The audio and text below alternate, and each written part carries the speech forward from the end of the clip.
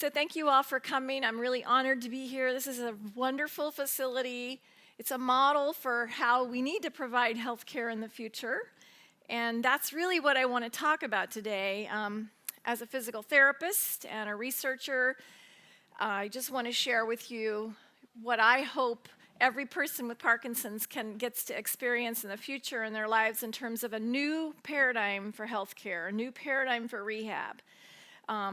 Because there's so much research out there that you're not receiving, it's not being implemented, and we need to find new models. So this is one example of it, and I'm going to talk about how we do it in Tucson. We're a little bit more movement-based, and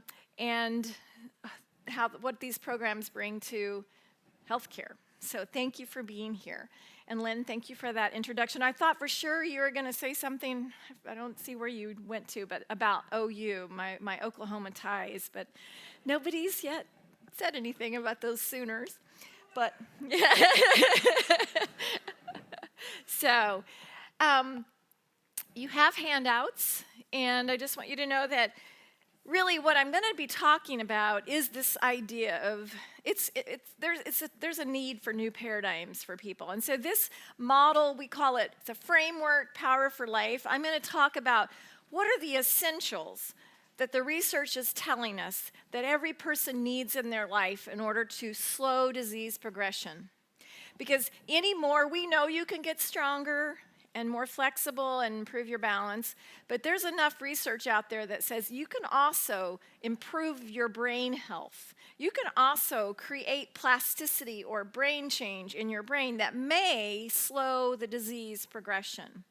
So I want to talk about what that would look like. And so you have this, and on the back, the second page, are some of the key essentials that I'll cover, some of them. And it's just a little cheat sheet of what I feel is important in the future for us as we hopefully change healthcare. So, and then the other handouts are related to the demonstration I'm going to do with David at the end. He's nice enough to stay around for this for the whole day, and so we'll practice those and talk about the exercises. So, let's get started. So I am representing Parkinson Wellness Recovery. So I am the CEO, and really out of the same passion that Samantha had, my frustrations with our healthcare and what I could do in therapy and rehab, I wanted to do what I wanted to do. I wanted to do what was best for people.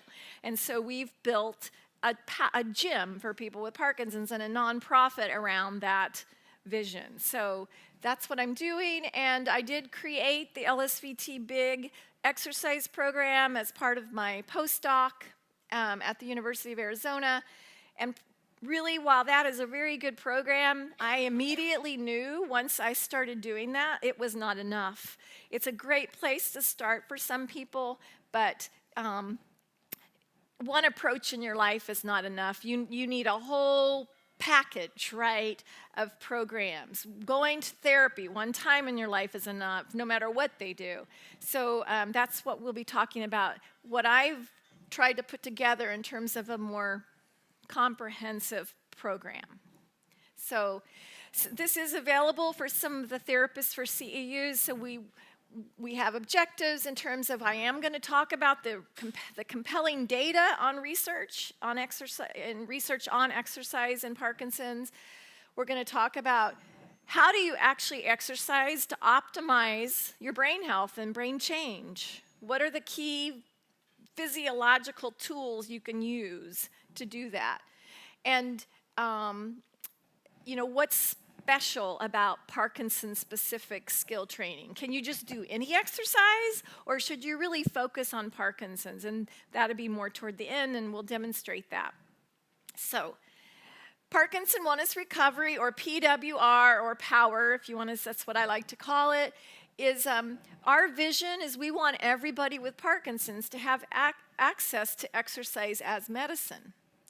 And I want to help you understand what that's going to take today, because it's not going to be easy. It's not just a matter of going to the gym, right, or going to a therapy or a class here or there. It's really got to be for life. And so, we want to find a way that people can't have access to the key essential tools that we think are going to be important. So my motivation was that during my postdoc, all this research came out in the animals with Parkinson's about exercise, and it was extremely compelling compared to all the other neurodegenerative diseases, even compared to stroke rehab literature. The data in animal models of Parkinson's is very compelling, so much so it's changed not only my life, but it's changed the whole field of rehab and even movement disorders and how people with Parkinson's are treated today. So I want you just to think today, my goal is not to talk about strength and flexibility and all of those coordination, but to talk about what do you need to do to promote these physiological changes in your brain that may keep your brain healthy, help it repair, and even help you, and then so that you live longer, so that you get better, stay better, have a higher quality of life for longer. That's the goal.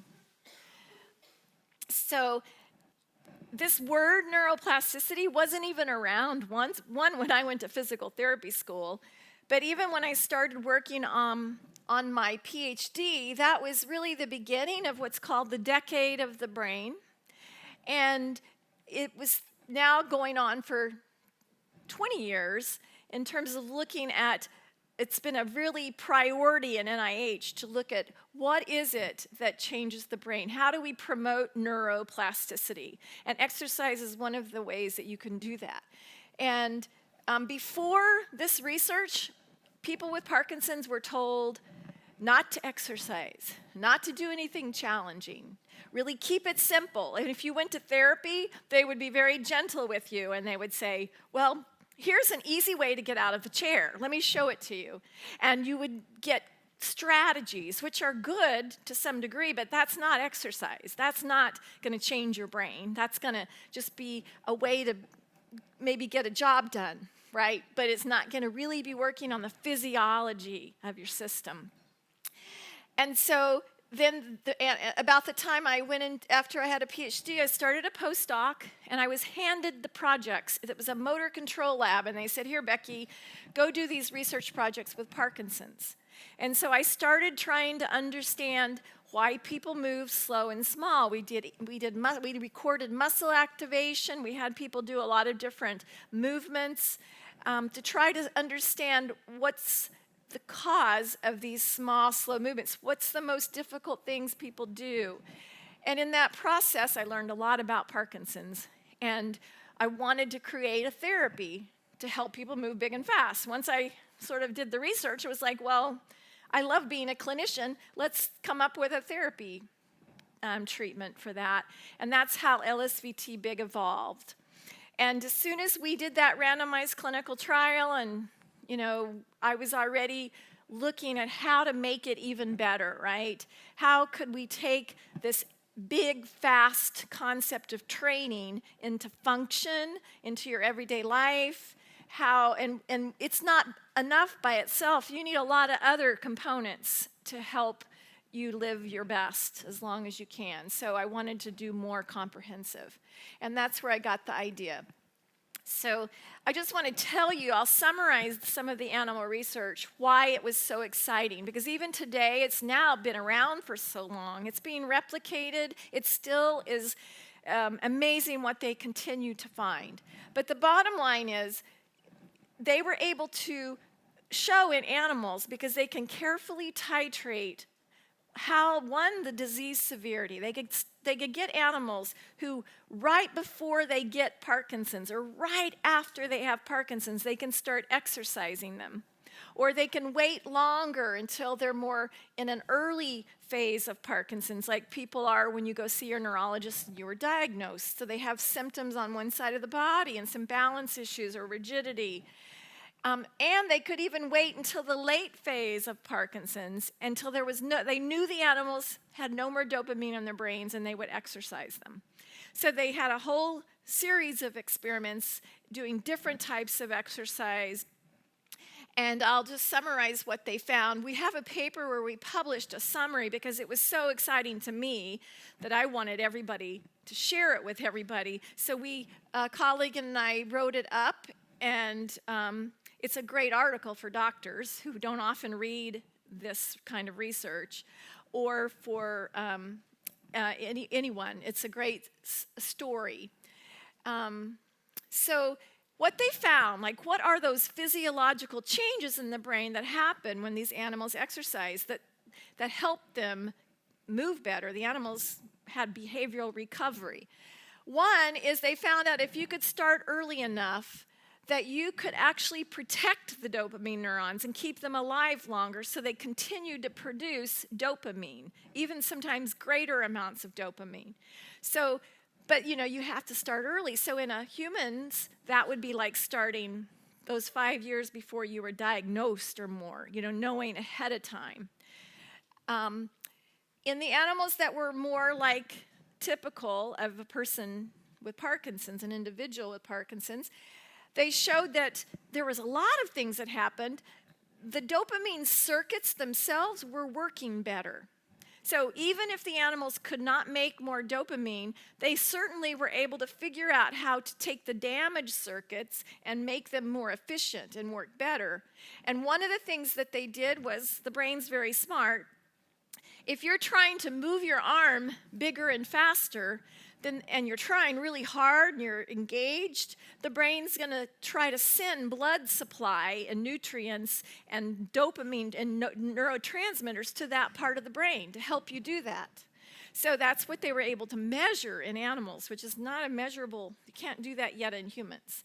They also showed that, think of your dopamine system. When there's not always enough dopamine around, it's like an amplifier that's got a lot of background noise, and so the whole system is noisy. It's not working very efficiently, and even though the circuits are there trying to send the signals, they're not being heard. But exercise was able to improve that signal to noise. It could shut down some of the noisy circuits so that the one that you want to pay attention to could be there and go through. And there's ways of measuring that in humans now too. So I'll show you a study on that. And the other thing they were able to show in animals is the brain made more dopamine receptors with exercise. So that's really important. If you can't make more dopamine to put in the system, but you can make more receptacles for it, then your brain, you don't need as much. Right? You're just using what you have more efficient. That's a really great positive finding. And believe it or not, it's been shown in humans now, so it's a huge area. It's just, what they find is parallel. They're finding some of these same things. And then finally, in the advanced phase of Parkinson's, where they know there's not any dopamine, those animals also showed improvements. It took them longer, and so we know, because they were deconditioned, just like people get when you haven't been moving for so many years. But they were able to recruit just other parts of the brain. The brain was just healthier as well. So even if the damaged circuits were still there, the brain showed a lot of reduced signs of stress. It was healthier, and so that's really good in a brain that's trying to fight a disease, to have a healthier foundation. And so because of that, they were still able to get better, even with advanced Parkinson's, these animals. So, and we have some people in our gym that have come who were really stage 5 in a wheelchair, and they weren't even eligible for our group classes. They've done therapies in groups, and they became eligible, and now they're able to participate fully in exercise programs, 30 minutes of progressive aerobics and 30 minutes of skill training 3 times a week, and they can do that in a class setting now. So why does it matter that your brain could change, right? Why is it so exciting if you have Parkinson's? And it's because you hear people say all the time, well, exercise may slow disease progression. Well, if that's the case, how would we know that? Where would you look in the brain to know that? Well, you would want to actually measure the dopamine to see if exercise is actually helping you have more dopamine in your brain. That would be a sign of neuroprotection in a human. This study right here, you're looking down into the brain where dopamine is released, and the left side is a healthy control person, and you see equal amounts of dopamine. And in a person here with early Parkinson's, probably around diagnosis, you see there's a lot of dopamine missing on one side. The side on the opposite side would be corresponding to having a stiffer limb, changes on one side of the body. So this study looking at slowing disease progression has not been done yet in humans because it's so expensive to do this imaging, and they don't have the right exercise program yet. They don't know exactly what to do.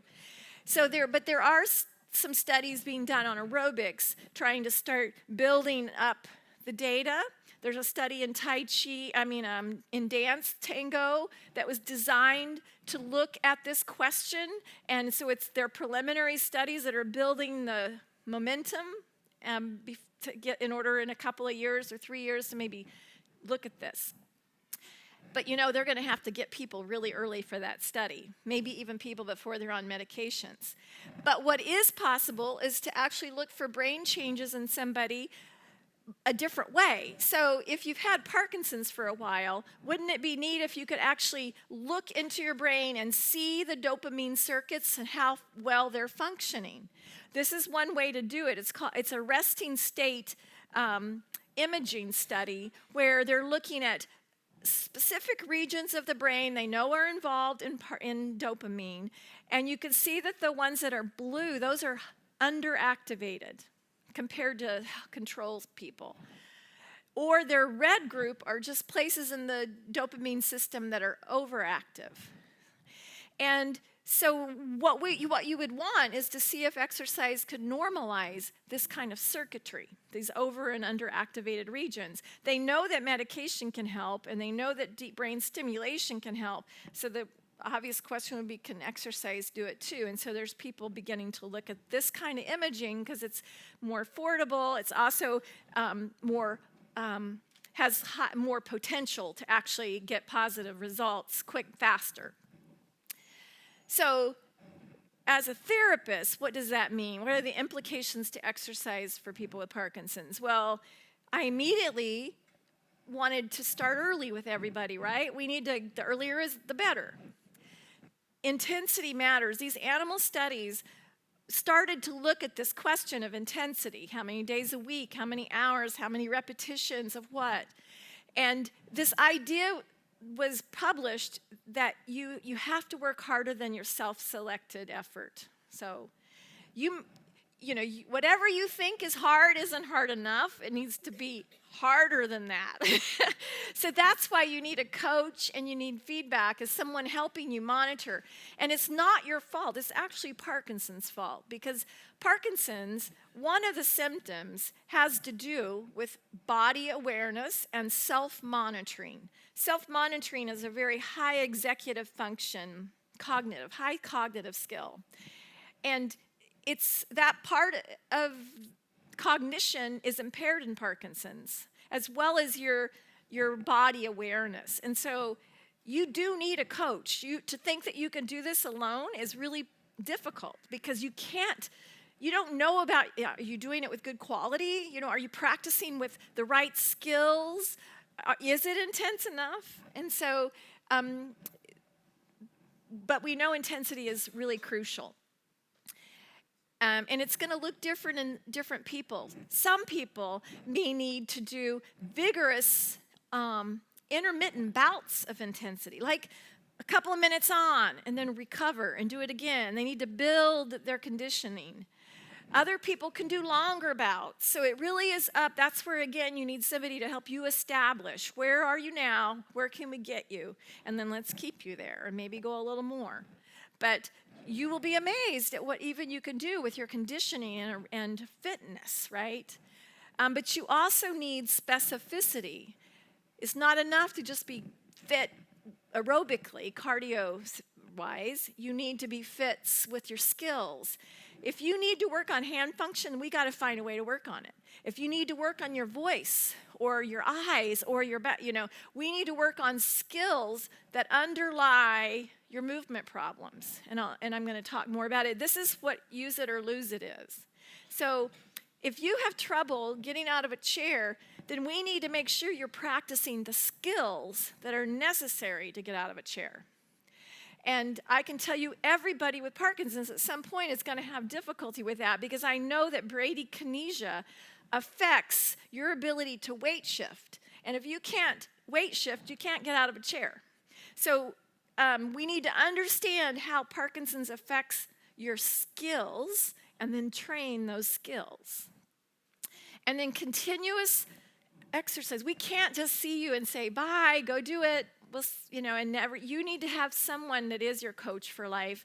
You need to not just have rehab, but you need to have a community program and community classes like that are built into this program here, into our gym, where we can just constantly monitor you, see you. If you have an accident, an illness, and your symptoms get worse, then we need to see you for a couple of weeks or whatever it's going to take to get you back up to this where you were, maybe better. You can't just be accepting of the fact, oh, I had a car accident, I hurt my knee, now I'm going to have to slow down. And you can't let that happen, because in the disease process, that's just going to be inactivity, and it's going to contribute to the disease. So this is our current paradigms. And I want to talk about where we want to go. Right now, these numbers, at least here, represent the stages of Parkinson's disease. It's called the Hoehn-Yahr scale. Stage 1 is like symptoms on one side of the body. Stage 2, bilateral. Stage 3, people are starting to have balance problems. 4, usually the balance problems are so much you need some help. You can't be independent. And 5 is you're usually not mobile, you really need a wheelchair. And this is a typical staging process that a doctor might think about. And of course, medications help people move better, but we know that people with Parkinson's don't really ever get referred to therapy until they fall or have an injury. So that's going to be around here, probably a little bit more like between 3 and 4. And that's too late. And if that's the only time you've ever seen a therapist and you don't ever go back again, it's really not worth it in my mind. I mean, all I'm doing is putting a Band-Aid on a problem, right? I'm not helping really. It's just you need to be seeing some people for life. So here in blue is the idea that you start immediately and you have some kind of programming access for life. That's the only way we're going to really slow motor deterioration and prevent end-stage Parkinson's. So you see there's no 5. That's because I know that the biggest challenge is preventing inactivity. It's the biggest challenge. So if I can see you continuously and ongoing and you have resources and we go back and forth, I know that we can prevent people from being in a wheelchair. You may have a walker, you may have some balance problems, things we can work on, but it's preventing that. But I know with continuous and having a threshold, hitting a threshold of exercise on a regular basis, people have a lot more potential. And this is the only model that's going to really slow disease progression. Someone that takes a boxing class twice a week or does an aerobic workout or pole walking or whatever you like to do, it's going to help you. You'll feel better. Your symptoms will be better. But if you want to really change the brain to the point of having had an impact on the disease itself, it's going to take a lot more. And that's really what I'm interested in, is how to do that. And in our gym, that's where we've built that process into our model, our framework. And in terms of speech therapy, this is a perfect model for it here in terms of preventing speech deterioration, right? Therapy, maintenance for life. And so in this environment, you have that, but everybody deserves that for not just speech, but movement, everything. So the other thing is, it's not just exercise that you need. So all that good hard work, but being inactive, having stress, can negate the benefits of exercise, worsen the symptoms, and contribute to the actual disease. I think everybody at diagnosis deserves this information. I get so frustrated when people go to their doctor, and one, if they're lucky, they get told to exercise. They don't really get any details, just, yeah, you need to move or exercise. But sometimes what they're not told is, if you choose not to exercise, that is your choice, but you need to understand that the research shows it may make your disease progress faster. I would want to know that if I was diagnosed with Parkinson's. I would want someone to tell me both sides of the picture, right? Exercise is good for you. Inactivity is also bad for you, right? Both sides, because you need to make a choice. Because I've had so many people come see us years after their diagnosis, and they read this information, we tell them about it, and they're angry. They're angry that nobody told them 5 years ago that they could do something about that. It's in your control. Activity is in your control. So things like work stress, anxiety and illnesses, withdrawal, fear of falling, those things can make it hard to stay active. And so we have to find ways to address those almost barriers. The other thing is that the environment you're in is so important. So here you have a great environment, right? In terms of it's enriched, it's social, it's fun, it's creative, it's self-motivating, right? So it's like that's what everybody needs, because one, it will help you stay active and engaged. But we know that there's research that shows that even the environment can help the brain change. It promotes brain health. So they've looked at, a lot of different studies in animals showing that the environment they play in, that they're in, has an effect on their brain volume, on the circuitry, as well as their movement. So you need special, probably it's not going to work to say, just go to the gym, just go to 24-hour fitness or do that or this. That's not going to be the kind of environment people need to really recover or have the best brain health that they can. So lots of research on that. So the good thing in Parkinson's is there are so many things you can do. There's a lot of studies on variety, right? On activities that are good for you. Building social support networks, having a coach, having a coach who can help get you back to doing the things you like to do that you're not doing anymore. And I can guarantee that I give away a whole lot of dopamine every day to my clients or to our members, because that's what you need. You need external sources of dopamine, right? And that's part of, all of the interactions that you have with people. So there's a lot you can do. We're drumming here in this picture. Drumming is a great rhythmical movement, lots of proprioception, lots of fun and creativity, and also physical work. So it has a lot of elements to it. And pole walking is probably one of my favorite recommendations for people who have an interest in walking at all outside. Is it's whole body, it's forced use of the arms, it's all about your posture, it's about your gait, your training gait all the time, and it can be very social and fun, and so those are examples. Another thing is, feeling empowered and believing in yourself, sort of this idea, they call it self-efficacy, feeling like you can get better.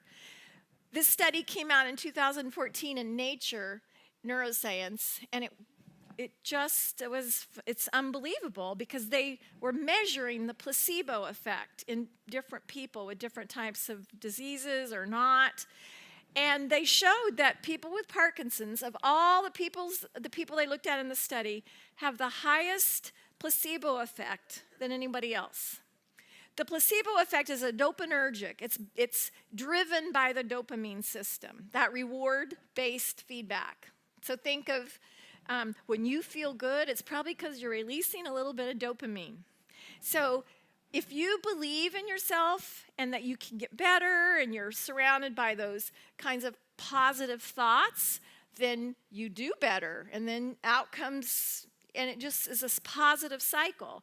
But people with Parkinson's also have an exaggerated nocebo effect. So it goes both ways. If you're told at diagnosis that you have 5 years, go on vacation, and they don't give you any resources and no hope, and you just go home, and then you don't tell your work friends, and you're all alone, that puts you into a negative cycle, right? And that I've seen so many people like that, and that's not good. As a system of healthcare, that is not what we can't be doing that to people. It's like the worst case scenario. Because now we sit you home and you go into a negative cycle of thinking, and in Parkinson's, that's a really hard thing to break through. And it's not your fault. It's because no one's provided you with empowerment and information at a timely manner and all of those things. So those are things we have to change. Think about your medications. They really do help you with your Parkinson's symptoms. They help with the stiffness, the slow movements, and the incoordination. But they don't help you with the other more non-motor symptoms of Parkinson's. And yet in exercise, there's a lot of research that it can. So I encourage you to try exercise for constipation, for blood pressure problems, for anxiety and mood and executive function. There's things that we can do in our programs to help with high-level cognition, problem solving, quick decision making, that kind of thing. That's stuff we can work on during our exercises and or give you ideas of where else to go do that. The other thing about medications, this is the first study that showed that people that exercise regularly actually are on less medication. And this is the first time it was documented. So this is a multidisciplinary intensive therapy program in Italy. They have people come in every year, so if you ever want to go on vacation and visit Dr. Frazita, I can give you his email, and you can go on a vacation over there in the Dolomites and go get rehab. And they do PT, OT, and speech 3 hours a day, 5 days a week, and it's intense, it's research-based, and they come in at least every year, and they do it again. And he measures how much dopamine they're on, over here, the total levodopa equivalent. And you can see the group that had this intensive multidisciplinary process, they did not really increase their medications over 2 years.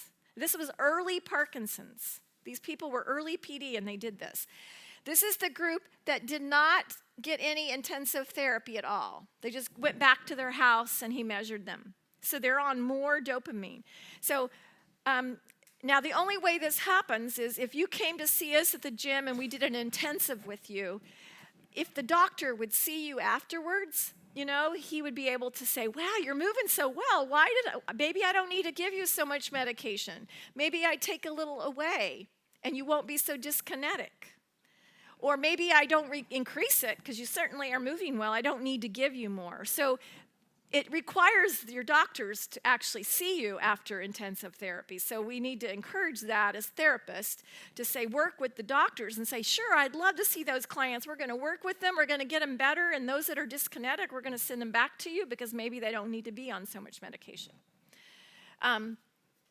So that's really hopeful. And then one other thing I want to mention, it's the biggest barrier. It's why exercise by itself is not enough. We need a community in a special environment.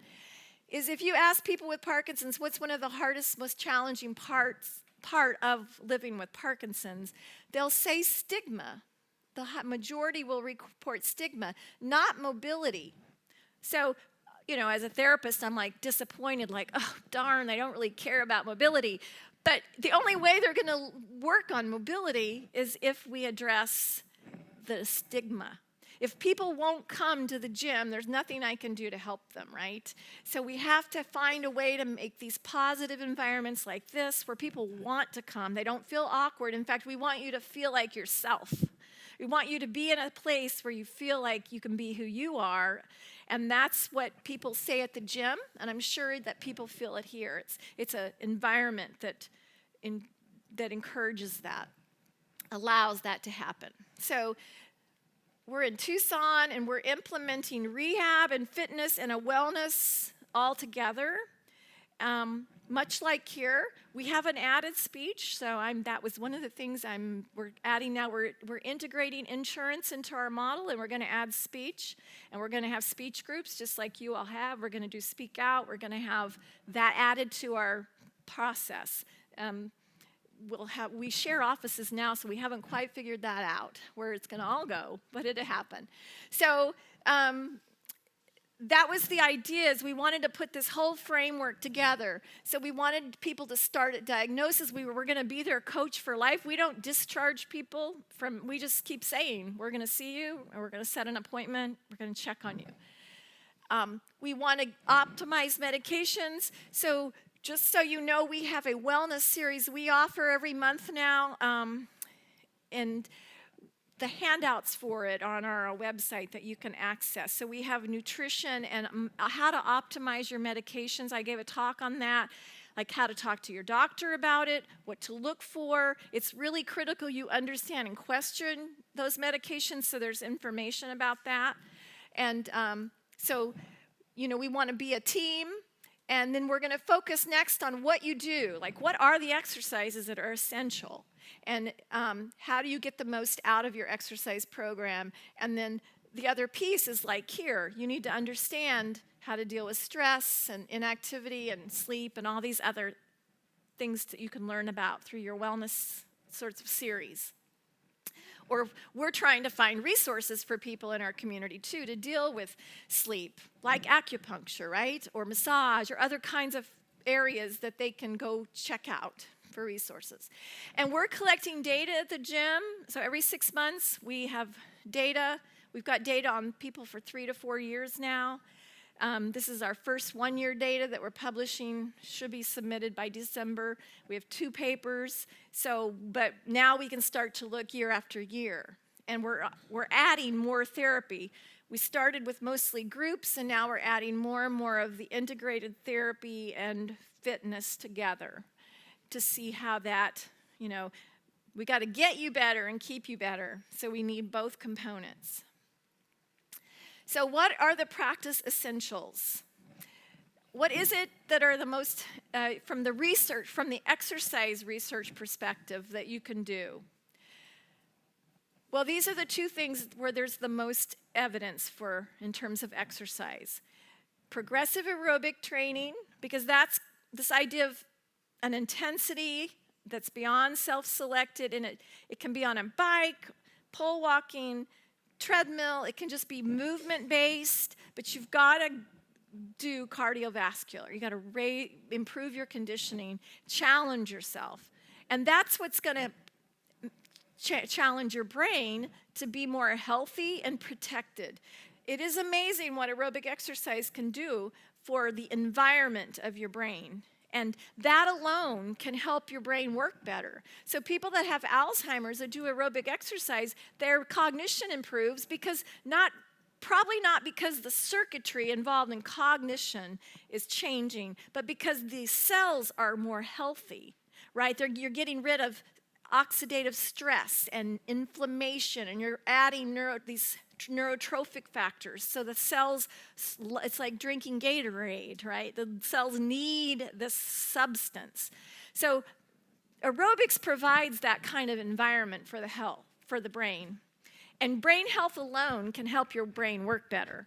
But we also know if you really want to change the circuitry and have better skill, you got to train skills. So if you want to get better at something, you have to train it. That's what skill training is about. And I'm going to talk about how do you make your skill training specific to Parkinson's. Because unless you really like to work out 24 hours a day, you probably don't, you want to know how to focus your exercise on the skills that you need, right? And that's how you're going to get changes in the circuitry, in the system itself, both. And in fact, Dr. Petzinger and Fisher out of USC studies this a lot, and she's published multiple papers now saying you need to do them together or back to back. That your brain, the aerobics primes the brain. When anybody does aerobic exercise, your attentional centers of your brain light up. They get activated. And when you do aerobic exercise, your working memory lights up. If I imaged your brain, before and after aerobics, it would look different. And people that are aerobically fit, their working memory is more of healthy, as well as their attention. And we know in Parkinson's, one of the primary problems is attention. This sort of an ability to pay attention and be ready. And wow, aerobic exercise can help that. And she thinks that you need to do that first, and then your brain is ready to learn, because you certainly need to pay attention to learn, and you need to have a working memory to learn a new skill. You got to be holding it, thinking about it, practicing multiple steps. So she really sees them as being complementary to each other. And she's I can't tell you how many papers they've been looking at, because it's not only about training motor skills, right? Because dopamine is involved in functional movement. Those automatic, habitual movements that you take for granted, that's what dopamine does for us. It helps us move spontaneously without thinking about it.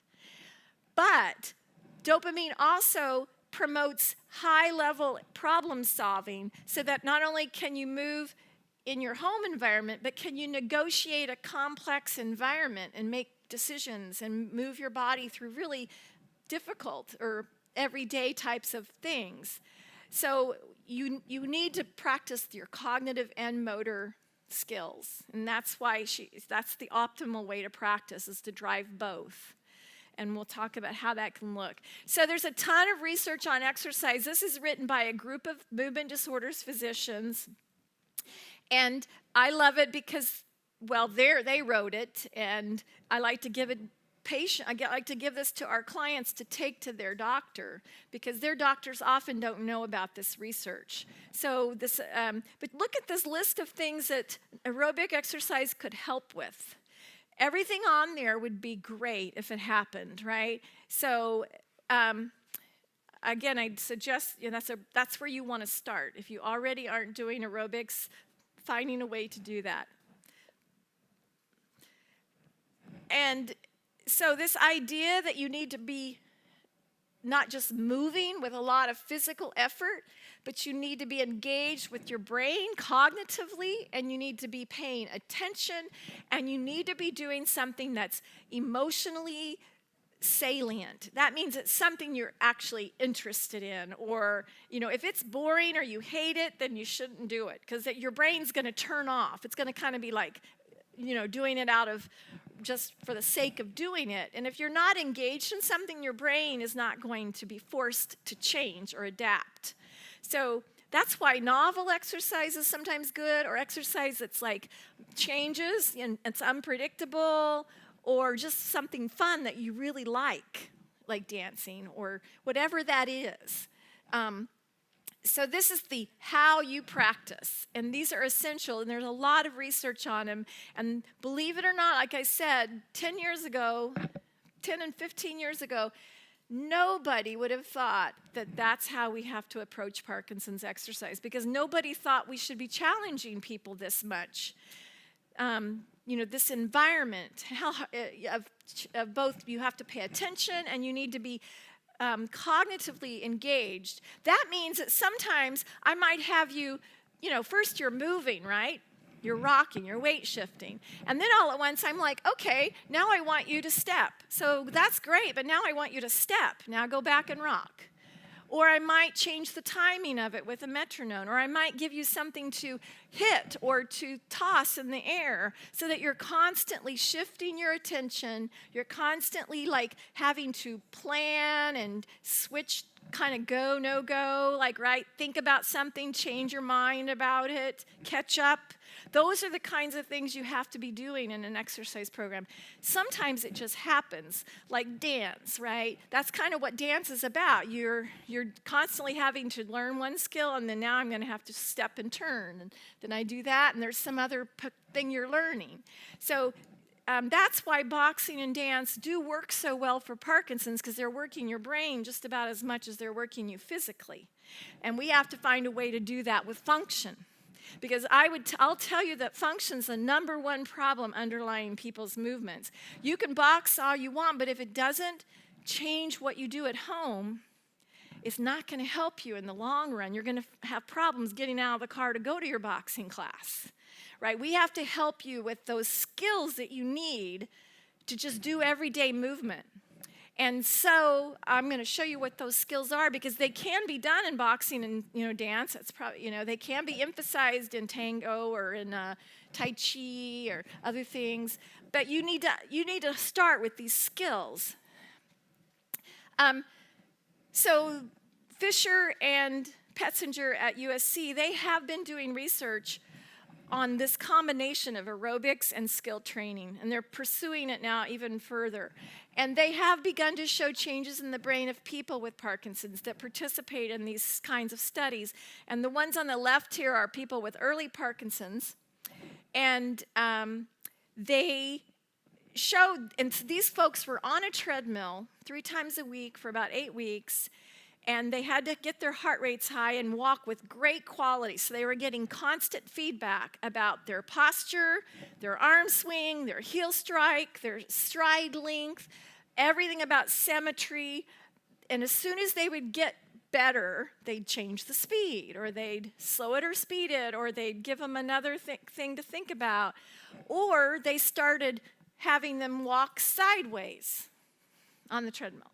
And or they try backwards. So even though they're holding on, because it's not easy for anybody, but they were constantly starting to change it, right, to do different things. And they showed changes. So this is it's a transmagnetic stimulator that can actually record over your brain superficially. So you kind of hear a thud like this on your head when they do it, but it doesn't hurt.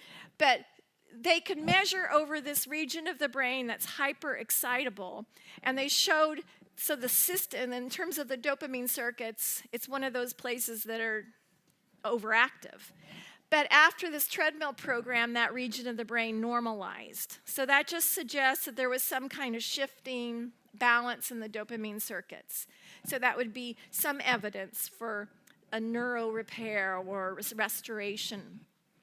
But then they showed, in the animal studies, I mentioned that the dopamine receptors increased in animals that exercised. Well, now they have evidence that it can happen in people with Parkinson's. So this red area, that is actually imaging of where they can quantify how many dopamine receptors are in the brain. And so you can see that they show up, and they had more than they did before the exercise program.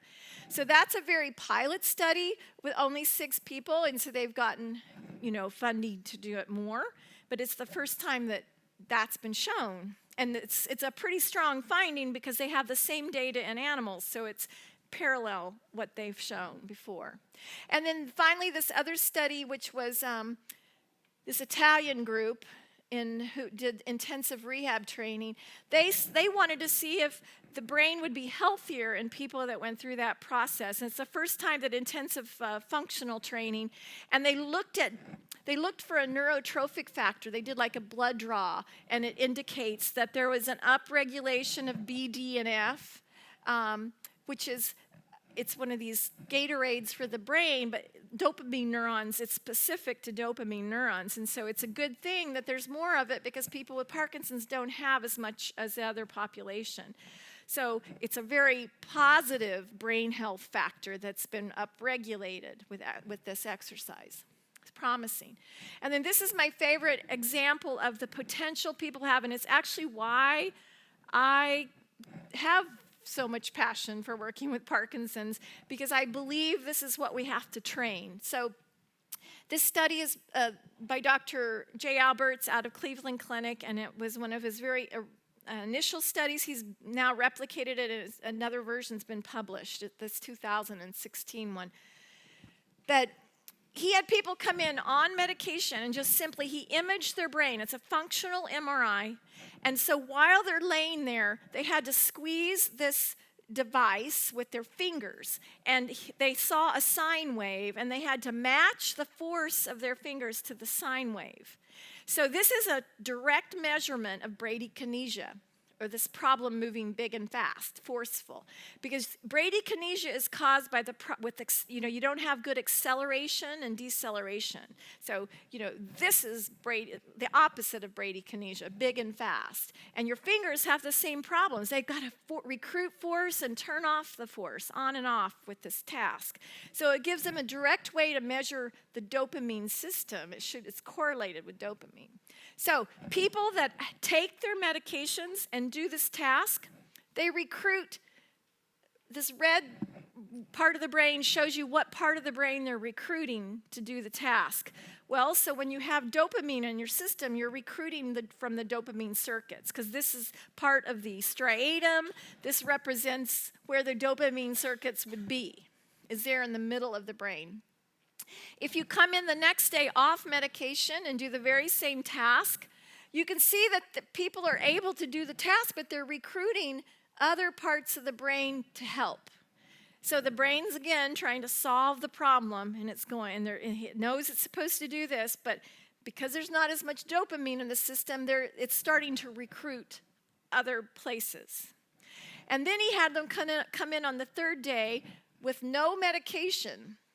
But he said to them, I want you to get on the back of this tandem and ride this tandem with this pro cyclist for 45 minutes and then go have your brain imaged. And so this is what their brain did. I like to think of it as your brain on exercise, right? So they got off of the tandem and went and did this little thing in the MRI. And now you see that even without medication, just exercise, they're recruiting almost everything. They're recruiting from the dopamine regions. They're recruiting from the other rest of the brain. It's like the brain is just like on, right? It's like saying, I'm ready. I'm able to function well. I can recruit all these regions. So to me, this is what we need to train. We need to train your brain to go out and work, right? Recruit all these different parts, use it or lose it. You got to be using those circuits or they just go away over time. So he's now, of course, he's wanted to understand this more. So he's been looking at different kinds of cycling and, so what is it about this exercise that we can learn from it and take it back into every class you do, right?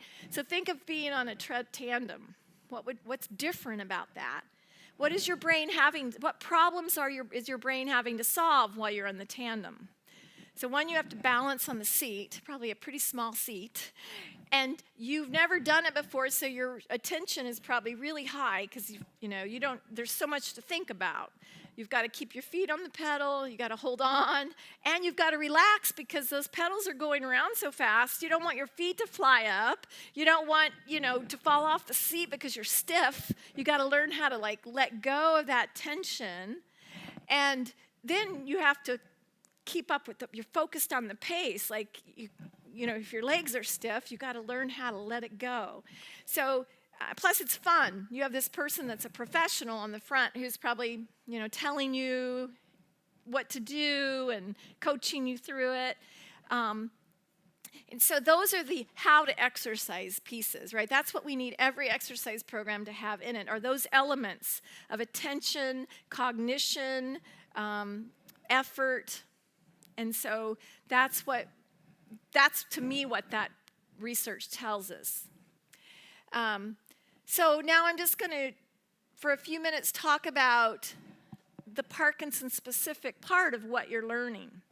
What is it? On that tandem, when I think about, what's so special about a tandem that, because when people got off of the tandem, he did a training study after this, and he showed that people that rode a tandem for weeks, their hand function improved.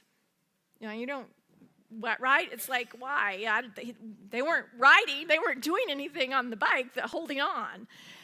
But he did this measurement where you could measure forces under the fingers, and between the limbs, they had to open like a bottle, open something.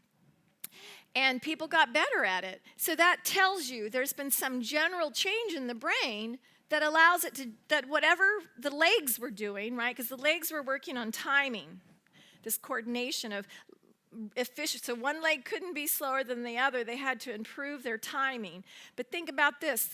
This is an upper limb timing problem, right? You have to generate forces in your two hands and then coordinate those forces to open something.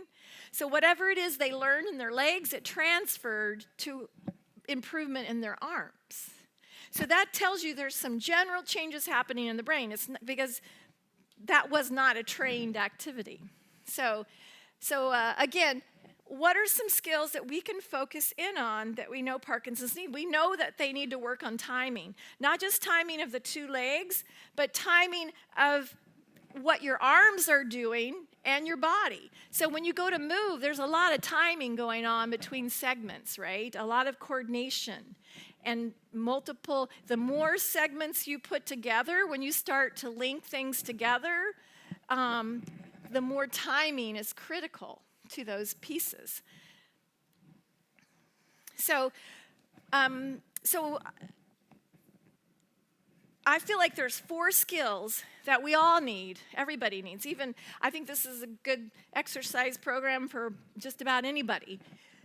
We have to be able to do anti-gravity extension. So we know that's a problem in Parkinson's. The flexor muscles, the rigid flexor muscles overpower the extensors, and they get weak. So people spend more and more time in like rigid, hips get tight, shoulders get tight, then everything else gets weak. And so we have to overcome that with training of extension, which is not just extension in my arms, it's extension throughout my whole body, from my head, the back of my head, through my heels. It's everything to do with lifting up against gravity. We have to work on weight shifting. So if you cannot weight shift, you really can't really move. It's necessary to weight shift to roll, to come to sit, to get out of a car, all these pieces, or to turn safely. So we have to work on weight shifting, and then we have to work on your mobility of your spine. So think of the cycling example. You know, really, if you're stiff, you can't ride it. It's hard to ride a bike because you're moving like a log. But when you're riding a bike efficiently, you've got to be smooth and coordinated. Everything has to be mobile, right? Your spine. So that's what we need to work on, because those flexor muscles are reducing all of this mobility in your spine. And then we need to work on transitional coordinated movement. So getting up and down from different positions, changing transitional movements from one surface to another. Just moving and turning is a transition, because those are the things that cause falls. Those are the things when freezing happens. It's also what becomes so difficult, is coordinating those more complex movements and all of this. So we have to train it. So we're going to train and in terms of a foundation for an exercise program, this is where we would start with everybody, even someone newly diagnosed, because this turns into functional fitness programs. I don't know how many of you do. CrossFit does a lot of this kind of floor work and whole body weight support work, but these are the skills we're going to work on, and we would start working on your stomach or supine or all fours, sit and stand. And then we could start to vary them or integrate them into boxing or dance or strengthening or whatever other areas for you. The reason we want to focus on function is because bradykinesia, the primary thing it interferes with is everyday movement. That was part of my research. I know that if I ask you to reach for a cup, just go get it, you can do that pretty well.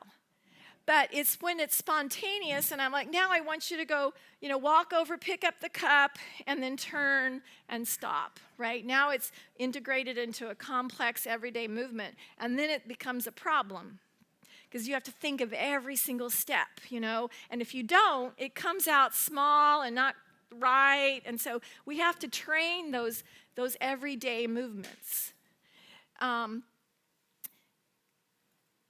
So we're going to so each one of these, when you're working on your anti-gravity extension, we're working on posture, Again, it's important, and these are the kinds of things that make it important to you that I would want to explain to you. We want to work so you don't have stoop posture. We want to prevent spinal deformities and hip tightness. The number one problem in rigidity is the restriction of the hips. If you can't sit in an open position and do things right, you quickly are going to have problems with a small weight base of support. You can't turn very well with a small base, so this is something you can't work enough on. Overcoming rigidity and Parkinson's is like you need to be on the floor every day, on your stomach or on your back, letting gravity help you stay straight and overcome it. Think of it as like it's your 5 or 10 minute period at the end of the day. You get to lay on the floor, right? So, as well as other things you can do to strengthen. And so we're going to do weight shifting, and there's reasons why each of these are important from a functional perspective.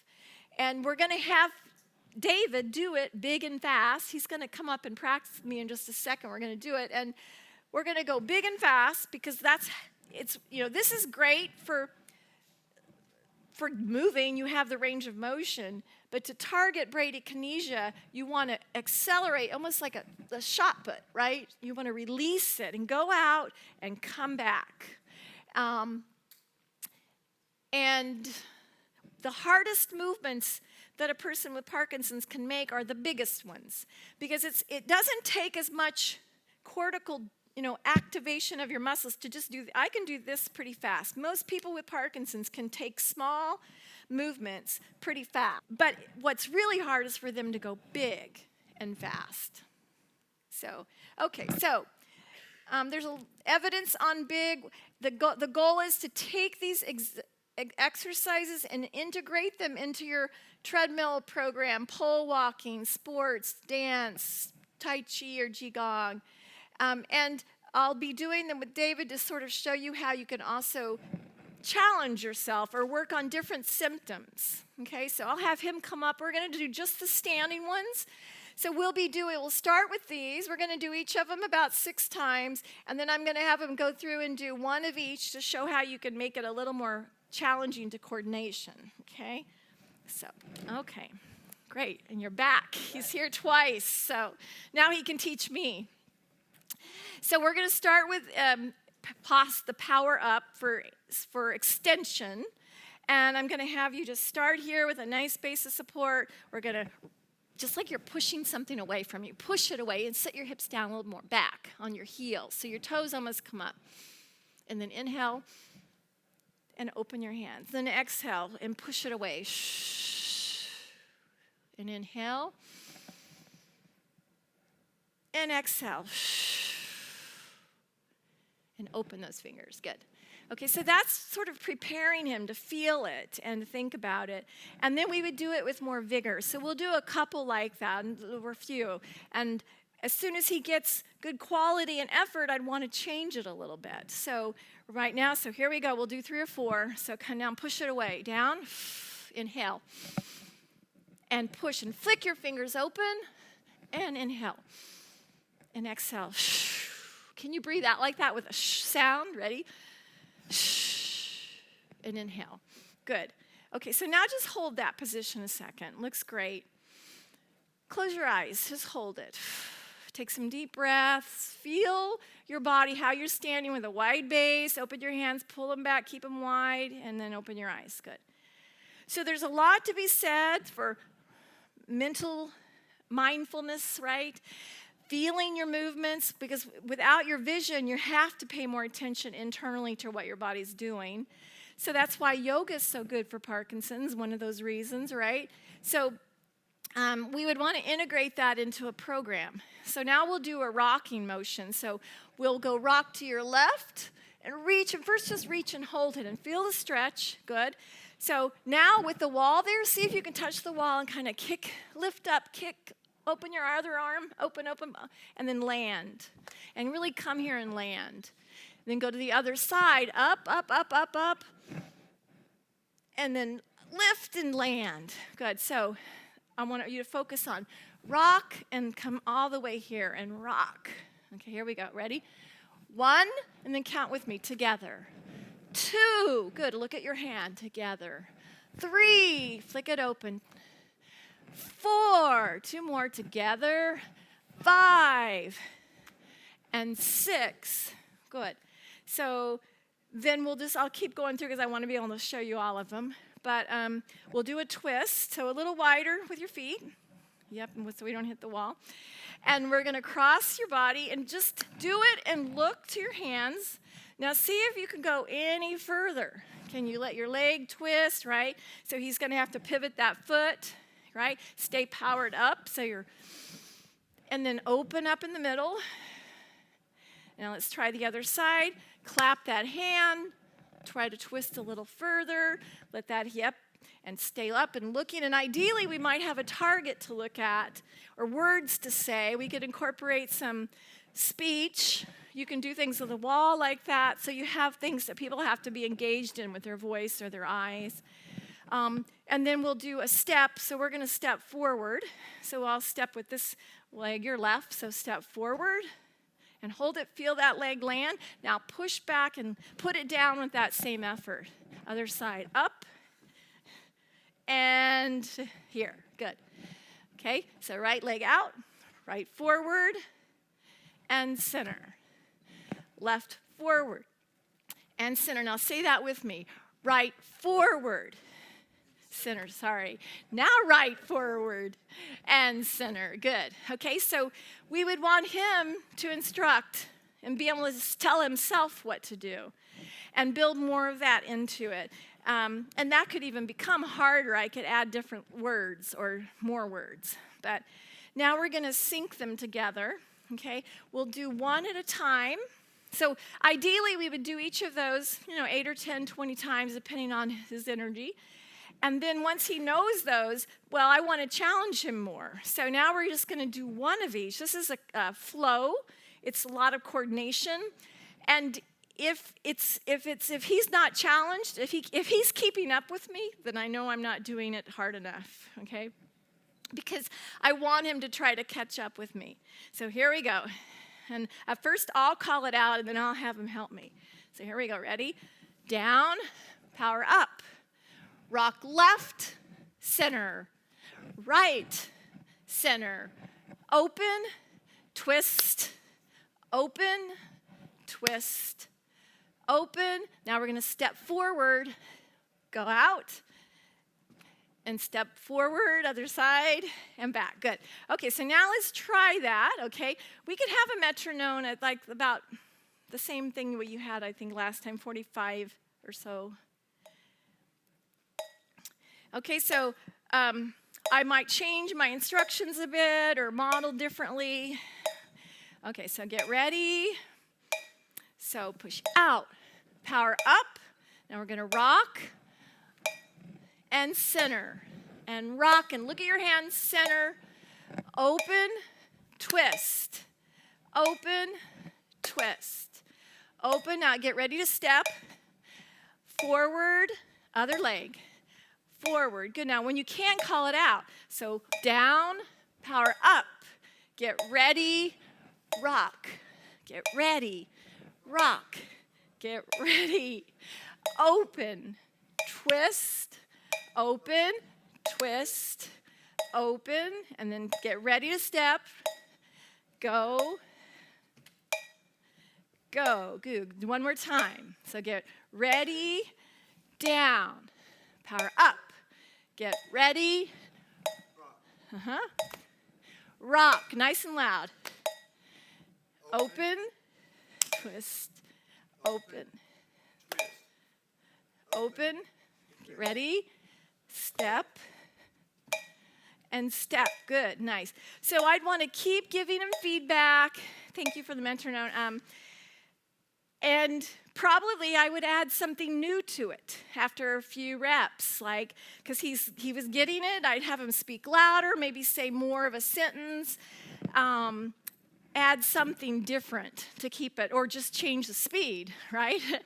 And that, I could see him working there, right? I could see his mind working and kind of like problem solving, and that's the kind of stuff you want to do. Even with function, you can make it and make it that challenging. So thank you. Appreciate it. That was so nice.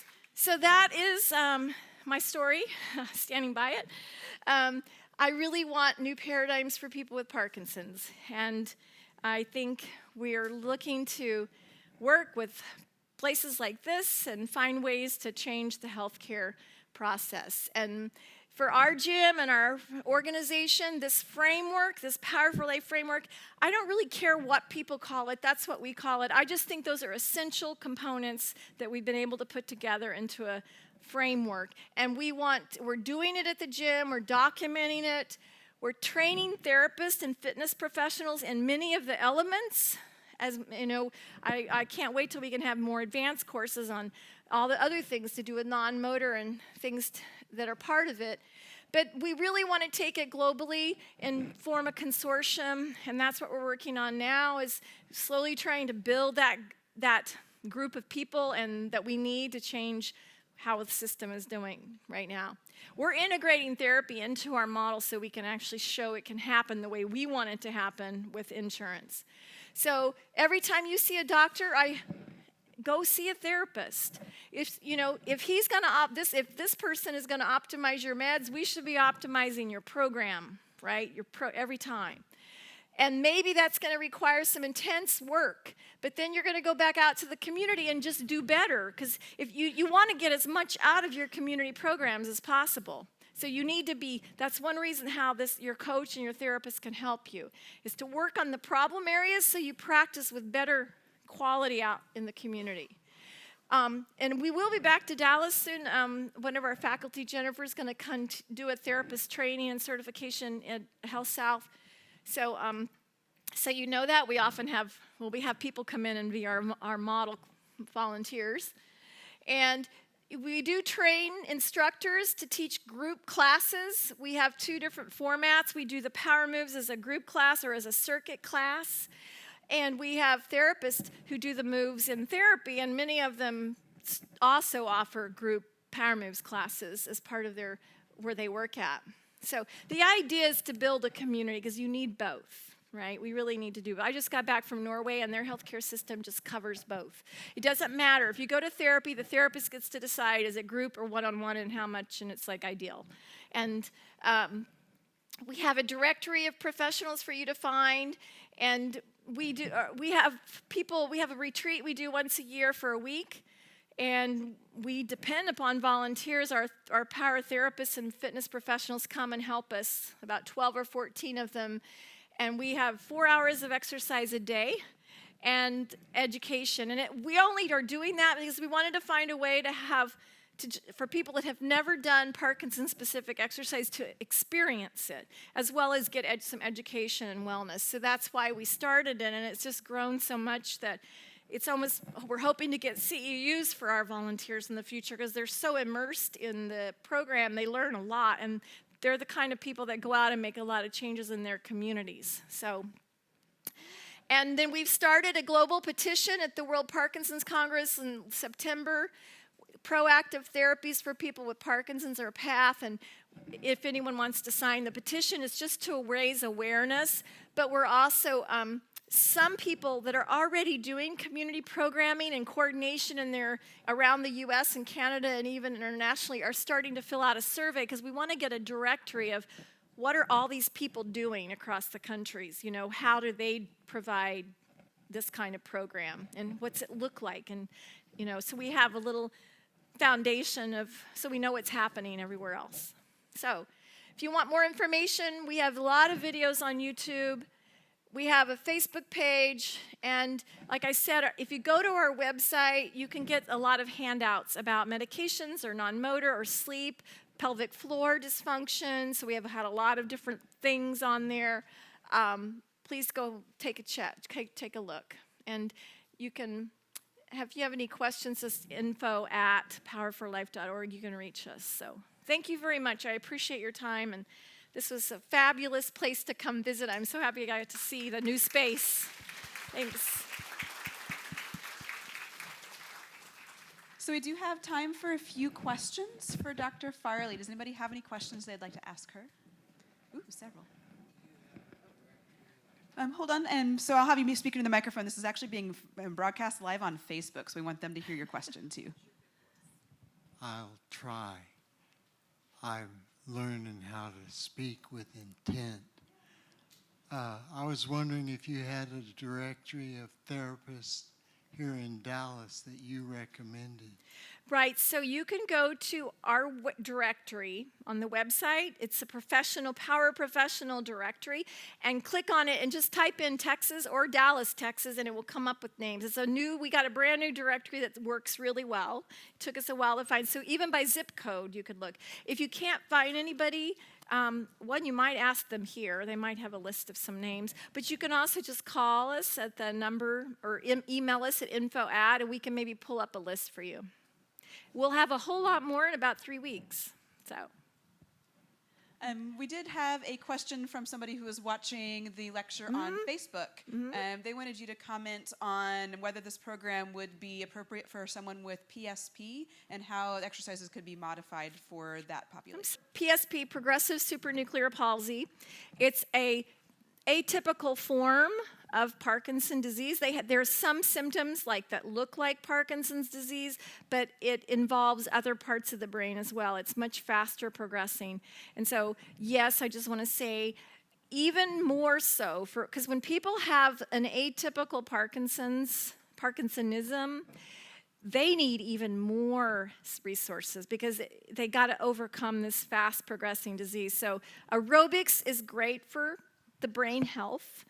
It can be cycling at home on a bike with a chart of eye movement exercises or words so they could practice their voice while they're on a bike, or their hands while they're on a bike so they could be really challenged. But the power moves to me are the best. If your goal is function, which it is, for someone like that, they need to focus on everyday movement. So they can adapt it with a chair. You can cruise. You could practice all of your movements and getting up and down from the floor to the bed to a chair, and do it as exercise. Make function exercise for those people. So yeah, there's a lot you could do for them. Bart Bartholomew. I have a two-part question. Some years back, there was a rather controversial book. I first encountered a report of it in the Wall Street Journal. I think, if I'm quoting it correctly, it was entitled, "Train the Brain, Change the Mind." And I'm wondering if you were familiar with it. And secondly, is it something you'd recommend us to read because it has some similarity to this presentation? Yes, I don't think it was about plasticity related to exercise as much as your thoughts and your attitudes and all, but I think it's great because it's the same philosophy, right? I mean, we're exercising for movement function, but that's got a lot to do with sort of that negative, positive, and being productive. So yeah, I do remember that book. It's been several years. Yes, it has. Yes. I'm just blanked out on the list of exercise. If you want to learn about cognition and Parkinson's more, you could go to Brain HQ. It's a game, one of these cognitive game programs online, but they also, by doing the games, you learn a whole lot about the kinds of cognitive skills you need to practice. And many of those can be done with movement. All right, we have time for one more question back here. My name's Don Parmley, and I have hypotension, so when I stand up or do physical labor, I almost pass out sometimes. So will this help condition my heart so maybe I can, because I'm almost at the didn't use it, lose it stage. Yeah, so if it's neurogenic, if it's type of hypo or low blood pressure, there's not really direct evidence that exercise can help, but we have never had anybody that couldn't participate in a program, especially, and I kind of do believe in the use it or lose it with that too. The more you experience, and there are some strategies that while you are transitioning from different positions that you could use to try to help you do it. And so, but Yeah, you do have to monitor the aerobics. Like, you don't need to go as to high heart rates, but you certainly should be challenging yourself with that. And that's why you really should do that with a physical therapist who can put you on a solid program and see how you respond. Because they could probably work out a way for you to exercise by seeing you and putting you through it and see. Yeah, but you're right. You want to find something right away that you can do. Good. Could you tell us a little more about your week-long program in May? Yeah, the retreat we do, it's end of May every year, so it's just before the hot season in Phoenix. It's a little cheaper. It's 7 days, 6 nights, and basically it's like being immersed in the program. You get all of this, it's rehab, fitness, and wellness all in one week. 4 hours a day of exercise, but don't let that worry you. No one has ever dropped out.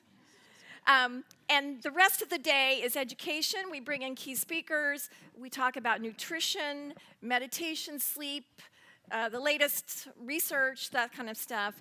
We end each day with some sort of mindfulness activity, breathing, meditation sorts of things. And then we have a dance night and game nights. So it's a full-packed week, but you do the power moves every single day. You do a circuit class every day, and then we have this brain movement class that you do every day. So you get to experience all this kind of movement, and it's really, so that's what it's like. And there's a lot of pictures and information about it on the website. Thank you for being here, Doc. We appreciate you, all of us. My question is a little bit unorthodox, but it's a homeopathic treatment for the symptoms of Parkinson's. There's several of these studies apparently that have been going on. What have you experienced with that, and when do you expect to be doing some research here locally? Well, I probably won't be doing the research, but there is a lot of evidence that there's some sort of alternative things that can help people.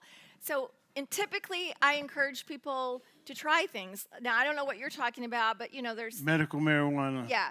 So, in that case, so we had someone come talk about that, Benzie Kluger, who's probably an expert because he's a physician, a movement disorders physician in Colorado, and he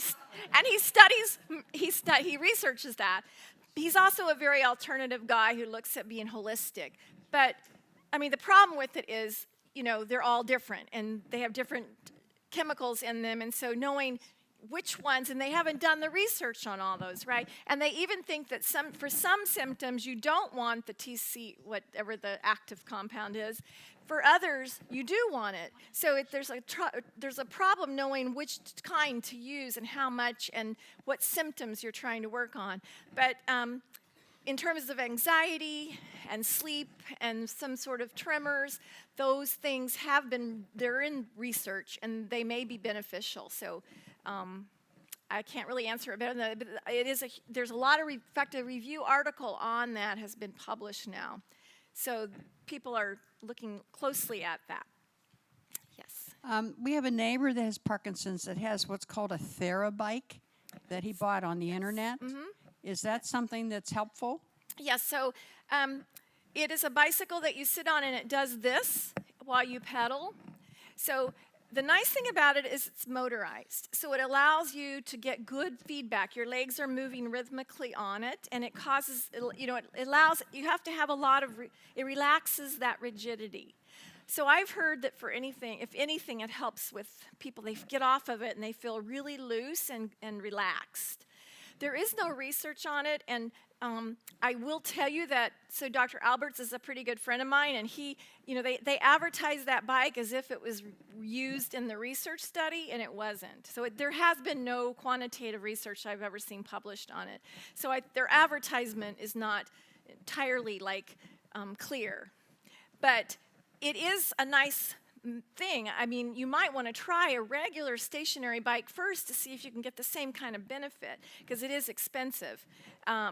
But they use them in therapy a lot because it is pacing your movement, and for the more the more challenged a person is, that might be a good tool for them. I will tell you, it's got the most uncomfortable seat in the whole world. It's about this big, and it's not very comfortable. I want to say thank you so much. It's really not a question. I came to your facility twice. My son lives in Tucson, and I was diagnosed 9 years ago, and it was like 6 and 7 years ago. And it was small. You were just getting ready to enlarge, and I'm not sure who my trainer was. It might have been you. Or Crystal. I think it was Crystal. I think it might have been. And I do these stretches in the treadmill and every day, and I've done it since, and it's really made a difference. And I took Wow. up bowling, which I love. Uh-huh. And so I just want to thank you. Well, thank you for the testimony. That's awesome because, yeah, back in those days, we had about this much square footage. I have a question about nutrition. Can you give us a few of your personal tips? Yeah, so I will tell you, one, we have a wellness series. It's not near as elaborate as here, but it's monthly. Our handouts are available on there, and we had one on nutrition. So go get our handouts on nutrition there. There's a slideshow with kind of recommendations. I don't do it justice that much, except I will tell you that you do not have to give up beef. I know I'm in Texas, and I went out last night. I had to find my beans and veggies, but plant-based there's a lot of evidence for it. For one, constipation. Two, medications don't work as well if you take them when you take meat proteins around that time. However, studies have shown that there isn't that same interference with plant-based protein. So if you really want to go exercise at 1 o'clock and you don't want to have this down period, maybe your lunch is plant-based protein that day. Save the meat for the other meals, right? So learning things like that, tricks and tips about diet, I will tell you there's a lot of research against dairy for any neurodegenerative disease. So there's some interesting stuff on that. Nutritionfacts.org is a PhD, MD, PhD. It's very rare to have that combination. He's a nutrition specialist. He has a website, and he has stuff on there about Parkinson's. And in his book, he has a chapter on Parkinson's where he reviews all the scientific research. So, but that's also in our handouts, we also have on our wellness series. I gave a talk on how to optimize your medication, how to talk to your doctor, what to look for, and you can get those handouts as well on our website. So you're welcome to go look at those. The website is Power for Life. It's PWR, the number 4, life.org. And I think it's on this too. Okay, yeah. So, and just look for wellness series. You'll see, and it will send you to the handouts. I concur. Great. Thank you so much for coming. I've been doing CrossFit for a number of years, and with the onset of Parkinson's, I'm still doing CrossFit or programs that are designed specifically for me for CrossFit. But I've noticed as time goes on, I'm 2 days a week. I'm like an hour and a half, and it's real intense, and it beats my butt. And I go home and I crash. But I'm getting fatigued more and more. Is there some way around that, or do you have some suggestions for what I might do? Because I'd like to do this 4 days a week, but I'd be toast. Right. Well, so there is a problem with, as in the disease itself, you need dopamine to exercise. So you are using your dopamine when you exercise. So at some point, if your brain can't make use of what you're taking enough and it's not lasting, you're going to have this sort of feeling of bottoming out, and feeling wiped. So one, that's probably not very good stress-wise for your brain, just because brain health-wise, you don't want to cause it to be so you don't want to make it so stressed in that situation. So if you could balance out your work where you do exercise 4 days a week, but maybe it's either an hour or somewhere in that hour and a half, you take a break. Like just go do some of your power move stretches and take some water and maybe pace yourself a little different, because you don't want to just be wiped. And I do know that happens with people, and because then you either have to deal with and you also could look at your meds to make sure they're timed the best they can be timed. But you don't want to exercise to that point of crashing, because it means you're also crashing physiologically, your whole system. So try to pace yourself a little bit, and maybe just throughout the class, tell the instructor, I'm going to take a couple of minute breaks between things. Anything, yeah. Yes, so I think that's what I would try to do, is come up with some way of, can you maintain that, but not go home and just feel like you can't do anything else the rest of the day? Yes. Are there any developments in your field that would show promise for a cure for Parkinson's disease? I will tell you that, to me, and most movement disorders physicians will say this now, that exercise is more promising than anything. The other one that I would say, though, are the immunotherapies. So I don't know how much you've heard about alpha-synuclein, being that it's the cause of, well, one of the causes of Parkinson's, this protein that it begins to clump inside the dopamine cells, and it kills them. And for some reason, the cells are not recycling it and putting it in the garbage disposal and getting rid of it. So once they discovered, which is all due to Michael J. Fox's research, a lot of his funding, they've discovered what alpha-synuclein does in the cell and what's happening. They're finding there are drugs already FDA approved that can go in there and help the cells get rid of that protein by helping with fighting this. It's like a proton disease is what they think it is, a protein disease, I'm sorry. So that is probably the most promising, because they already, it's the idea of, is there a vaccine that could target alpha-synuclein and keep it from clumping and get rid of it? So clean up the cells and get it out of the cells, because it's what's killing the cells. So those are very promising, even more promising than the cell therapies, in terms of there's already drugs available for cancer and other diseases that can target this process of cleaning up this protein. So you'll probably hear, like, if you do go to Michael J. Fox, any of the new drugs that are fighting alpha-synuclein, those are there's several of them in like phase 2 study right now. So, and they did a fast track because, well, they're already FDA approved, and the first trials were so promising, they're like trying to hurry it through. First, thank you very much for being here. Really appreciate it. I'm involved in a test program of this at the Cooper Institute here in town. Great. They'll be here this afternoon for your presentation.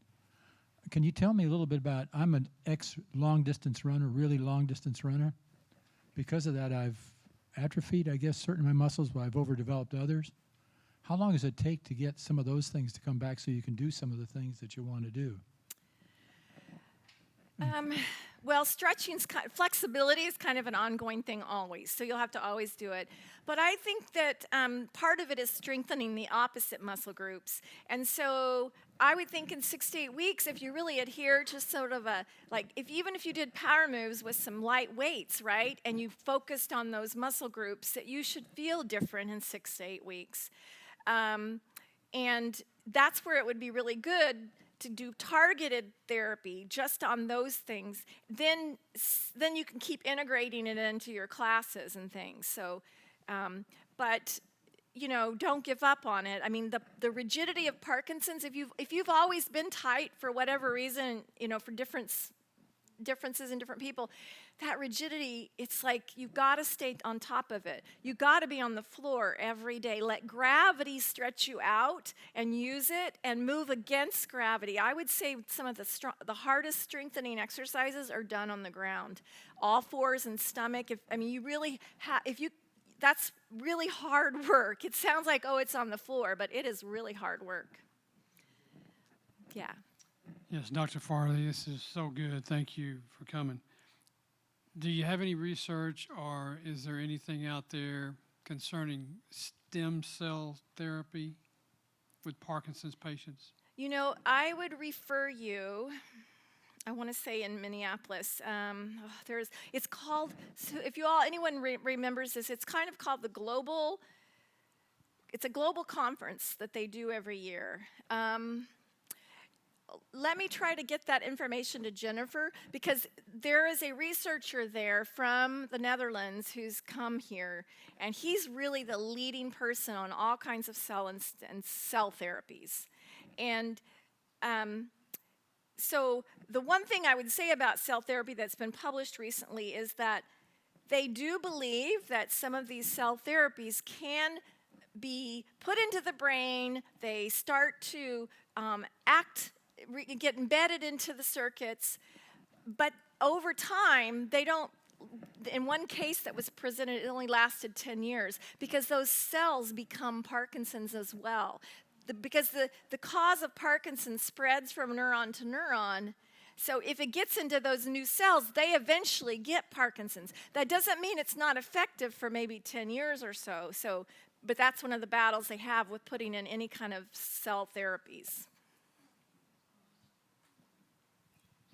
I had a question about riding bicycle. I used to really enjoy riding my bicycle, and now I'm frightened of it. I don't freeze, but I get on the bike and I can't make myself put my feet on the pedals. Right. Do you have any suggestions for overcoming the fear? Yeah, I'd want to work with you on it. One, I would say just start off with a three-wheeler, or recumbent or a stationary bike, and just work, right? And get confident and just maybe better timing of your legs, like training that timing even with metronomes.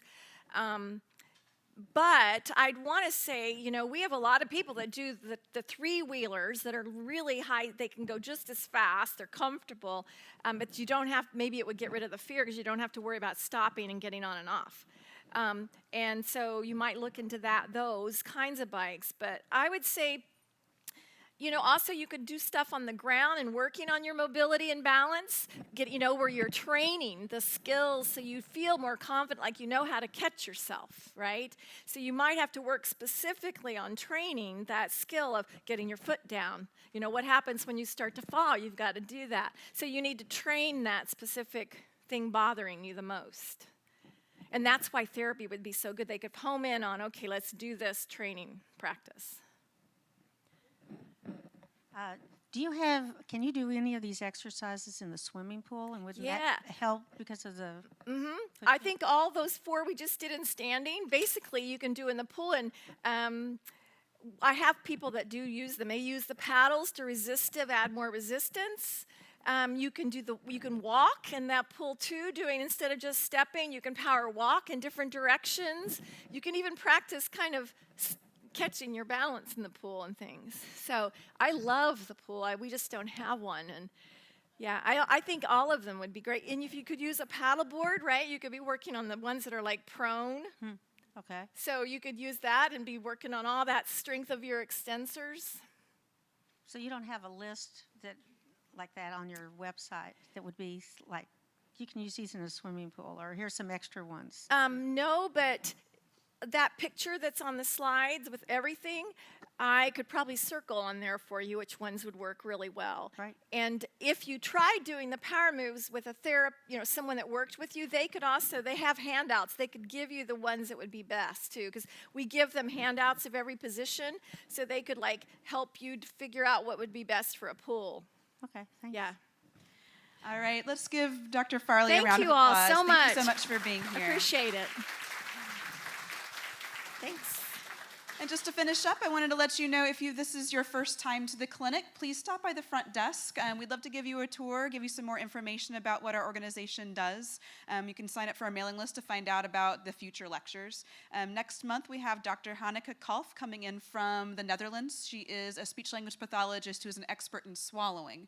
She's going to be talking about swallowing issues with Parkinson's and what can be done with that. It's such an important topic, and I hope you guys will attend. Just wanted to thank all of the volunteers who were here, and Tamara and her staff who came and helped keep everybody safe while they were here. And I hope you guys will come back next month. Thank you so much.